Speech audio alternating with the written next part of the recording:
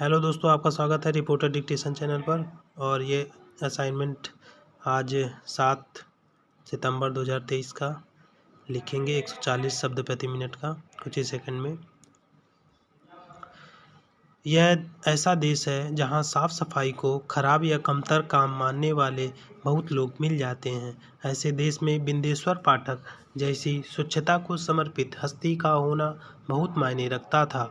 उन्होंने जीवन पर्यंत अपने स्वच्छता अभियान सुलभ शौचालय को आगे बढ़ाया, बल्कि राष्ट्रीय अंतर्राष्ट्रीय स्तर पर नए कीर्तिमान भी स्थापित किए। उन्हें जब भी याद किया जाएगा, गांधी जी की महान परंपरा में ही देखा जाएगा। गांधी जी ने साफ सफाई के काम को कभी कमतर नहीं माना। अपने जीवन के अंतिम दिनों में वह वाल्मीकि बस्ती में ही निवास करना पसंद करते थे और अपने द्वारा चलाई सफाई अभियान से कतई संतुष्ट नहीं थे। उन्होंने एक सभा में घोषणा कर सभी को चकित कर दिया था कि अगर मुझे इस जन्म में मुक्ति नहीं मिलती है तो मैं अगले जन्म में सफाई कर्मी के रूप में पैदा होना पसंद करूंगा। पैरा अध्यक्ष महोदय, बिंदेश्वर पाठक ने हाथ से मैला ढोने की प्रथा को समाप्त करने का बीड़ा उठाया था, जिसका प्रमाण उनके द्वारा निर्मित 10,000 से अधिक सुलभ शौचालय हैं। वैशाली के संपन्न ब्राह्मण परिवार में जन्मे पाठक ने सफाई के काम में खुद को लगाकर ऐसे विरल कार्य को अंजाम देने का दुस्साहस किया जो उन्हें अद्वितीय एवं महान व्यक्तियों की श्रेणी में खड़ा करता है। उन्हें पद्म विभूषण समेत अनेक पुरस्कारों से नवाजा गया, पर वह पूरी सरलता के साथ हमेशा जमीनी स्तर पर अपने काम में लगे रहे। आज यह कहने में हर्ज नहीं कि बिंदेश्वर पाठक अपने देश के सबसे प्रतिष्ठित भारतीय सामाजिक उद्यमी थे। उन्होंने स्वच्छता का अभियान चलाकर भारत के सामाजिक उत्थान को भी अतुलनीय बना दिया।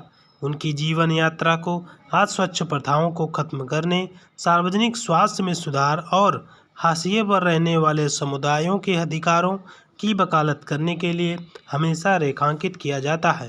पैरा अध्यक्ष जी, इस देश में जिन लोगों ने सुलभ शौचालय से पहले का दौर देखा है, वह सुलभ शौचालय के व्यापक महत्व को अच्छी तरह से समझ सकते हैं। जब सुलभ शौचालय न थे तो देश में तमाम सार्वजनिक जगहों पर गंदगी का क्या आलम था, आज कोई याद नहीं करना चाहेगा। उन्होंने देश को गंदगी से बचाने के लिए जो काम किया, वह काम सरकारें आज भी ढंग से नहीं कर पा रही हैं। उन्होंने करोड़ों लोगों का जीवन सुधार दिया। 1970 में उन्होंने सुलभ इंटरनेशनल की स्थापना की। इस नवाचार ने न केवल खुले में शौच की समस्या का सम्मानजनक और स्वच्छ समाधान प्रदान किया, बल्कि जल जनित बीमारियों को रोकने और समग्र सार्वजनिक स्वास्थ्य को बढ़ावा देने में भी महत्वपूर्ण भूमिका निभाई।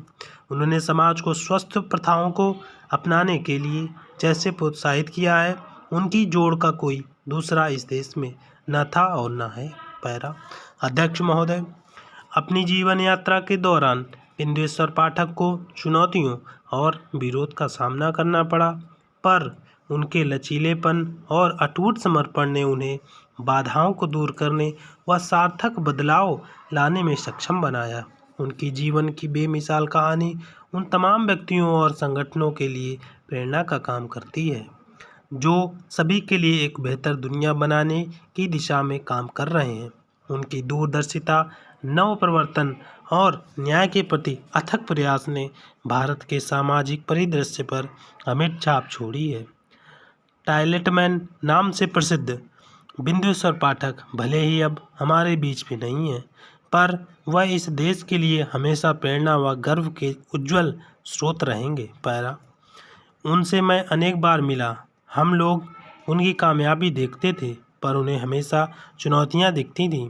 पिछले और अंतिम मुलाकात में उन्होंने मुझे खूब ताना उलाहना दिया था।